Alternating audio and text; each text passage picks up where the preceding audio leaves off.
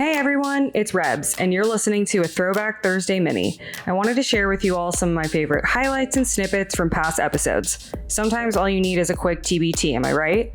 Enjoy this Throwback mini. See you next Thursday. Grief is not linear. This might be understood by many. So there's several different stages of grief. So there is shock, denial, anger, bargaining, depression, testing, and acceptance. There's a lot of different stages.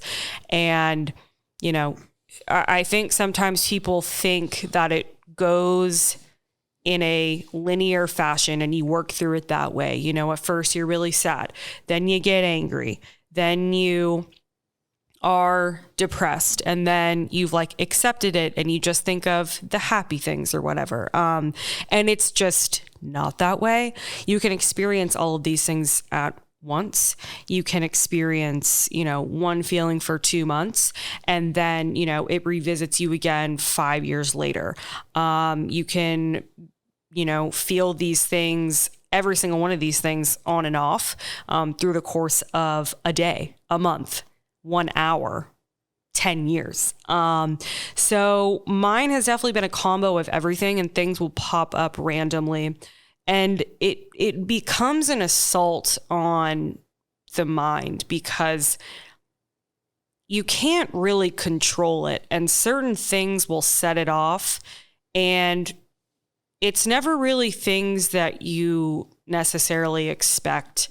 For example, Valentine's Day actually set me off the first Valentine's Day. I didn't even remember that. My dad always loved Valentine's Day, and he would get me and my mom flowers and like jewelry. And it was actually kind of a strangely big holiday that we would celebrate. It was always like nice. And my dad like cared about it. And so when I had my first Valentine's Day, I like woke up and remembered, oh man, like I'm not waking up to a fully cooked breakfast and flowers and a card and maybe a little, you know, piece of jewelry or something like that, you know, not to get materialistic, but it was just, there was no one there to celebrate with, even if I had a significant other or not. So, yeah, that was strange. But like movies and TV and even reality TV will paint this picture of like, you will at some point remember the happy times. Like you'll get there, like in time, you'll remember everything that was good. And I think that the intent and the messaging, it comes from a good place. But it's just not always the case. And like some people may have had a really poor relationship with this loved one, whether it's a parent, a sibling, a significant other.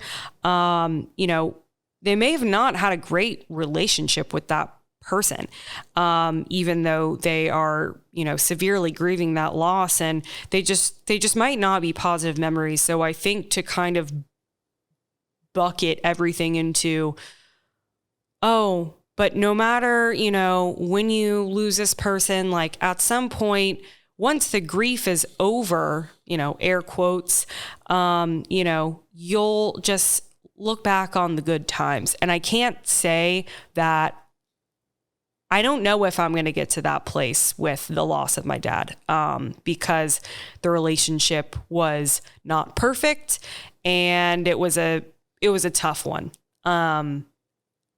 Loved him very much. He was my dad.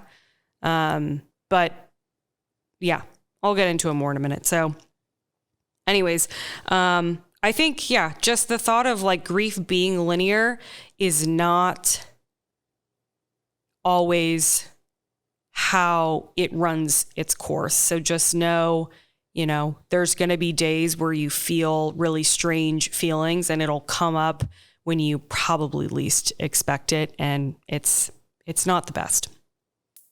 If you want to listen to the full episode, check out episode 31 titled Grief, available on Spotify, Apple Podcasts, and YouTube. Don't forget to rate, review, and subscribe. Thank you guys so much for listening, and see you next Thursday.